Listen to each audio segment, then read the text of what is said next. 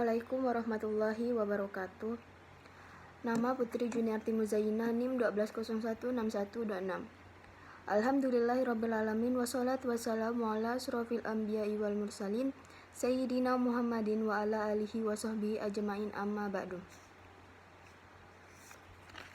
Segala puji hanya milik Allah Subhanahu wa Ta'ala, segala zat yang maha syukur yang telah memberikan beribu-ribu nikmat yang tidak terukur, nikmat iman, nikmat Islam, sampai nikmat sehat walafiat. Peran pemasaran dalam Islam. Peranan pemasaran dalam suatu bisnis ataupun perusahaan sebagai alat bantu dalam meraih berbagai tujuan perusahaan dalam jangka waktu panjang dan pendek untuk mengatur jalannya bisnis sehingga koordinasi tim pemasaran bisa berjalan secara efektif dan sesuai dengan target. Akan mengingat motivasi pada bisnis yang tengah dilakukan. Strategi pemasaran mengharuskan para pelaku bisnis agar bisa memperkirakan jalannya bisnis pada masa yang akan datang, serta bisa memberi semangat usaha sehingga bisnis bisa berjalan optimal. Surah Al-Kahf ayat 77 artinya, dan carilah pahala negeri akhirat dengan apa yang telah dianugerahkan Allah kepadamu, tetapi janganlah kamu lupakan bagianmu di dunia dan berbuat baiklah kepada orang lain sebagaimana Allah telah berbuat baik kepadamu, dan janganlah kamu berbuat kerusakan di bumi. Sungguh Allah tidak menyukai orang yang berbuat kerusakan.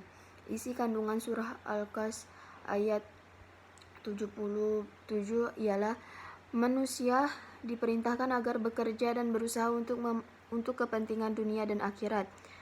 Manusia diperintahkan untuk senantiasa berbuat baik. Larangan bagi manusia agar tidak berbuat kerusakan.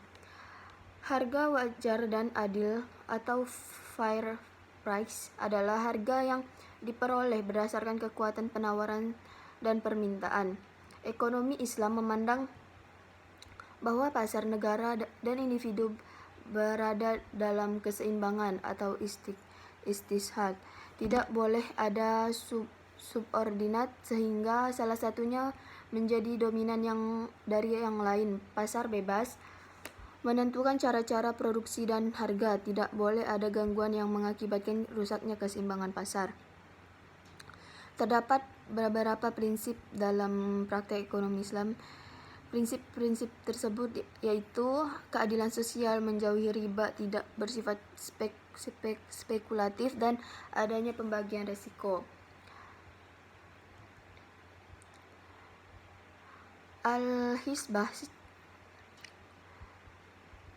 harga sebuah komoditas, barang dan jasa ditentukan oleh penawaran dan permintaan. Perubahan yang terjadi pada harga berlaku juga ditentukan oleh terjadinya perubahan permintaan dan perubahan penawaran. Hal ini sesuai dengan hadis yang diriwayatkan dari Anas bahwasanya suatu hari terjadi kenaikan harga yang luar biasa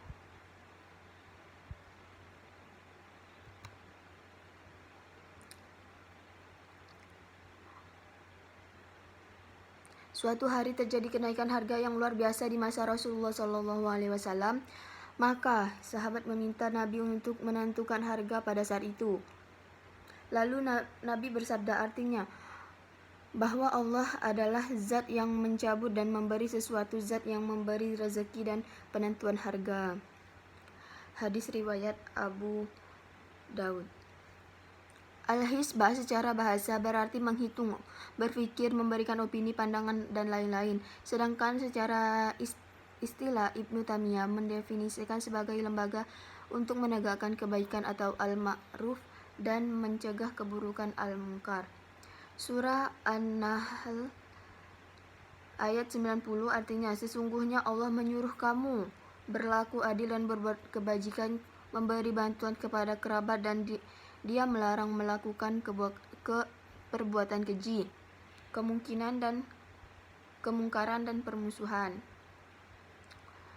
Dia memberi pengajaran kepadamu agar kamu dapat mengambil pelajarannya. Isi kandungan ayat tersebut ialah perintah berperilaku adil, perintah berbuat kebaikan, larangan melakukan berbuat keji, kemungkaran, dan permusuhan. Pasar merupakan sebuah mekanisme pertukaran barang dan jasa yang alamiah dan telah berlangsung sejak awal peradaban manusia.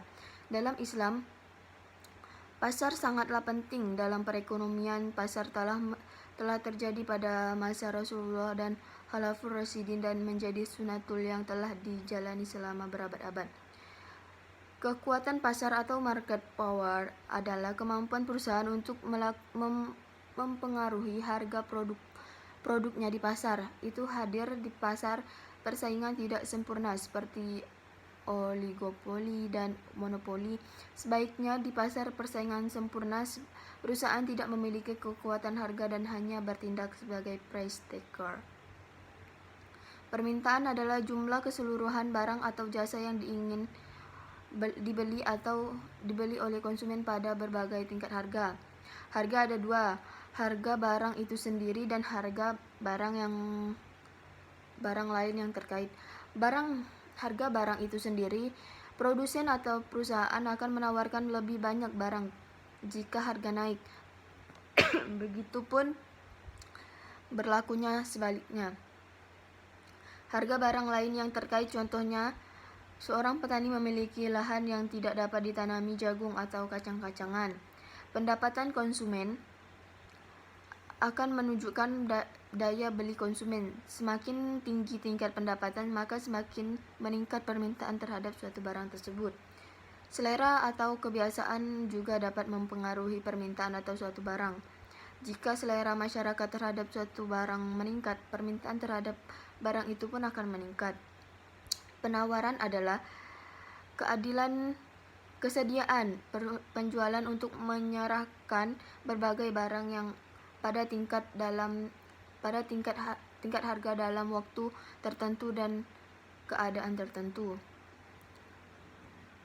Keseimbangan atau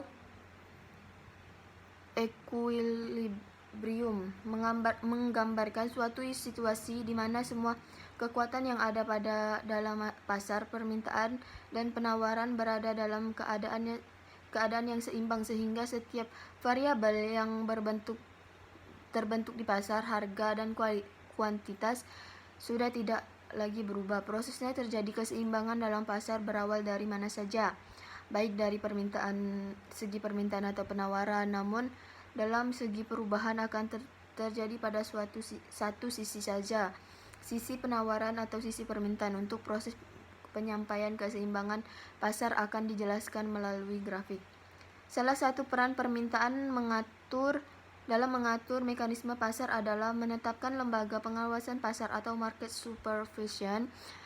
Keberadaan institusi ini sebagai regulator atau pengawas dalam proses mekanisme pasar, terutama mengontrol harga dan para pelaku pasar.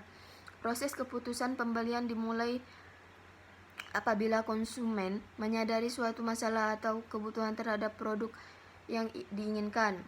Proses pembelian menggambarkan alasan mengapa seseorang lebih menyukai, memilih, dan membeli produk dengan merek tertentu. Proses keputusan pembelian terdiri dari 5 tahap, yaitu pengenalan masalah, pencarian informasi, evaluasi alternatif, keputusan pembelian, dan evaluasi pasca pembelian. Mungkin hanya itu yang dapat saya sampaikan, kurang dan lebihnya saya mohon maaf. Wassalamualaikum warahmatullahi wabarakatuh.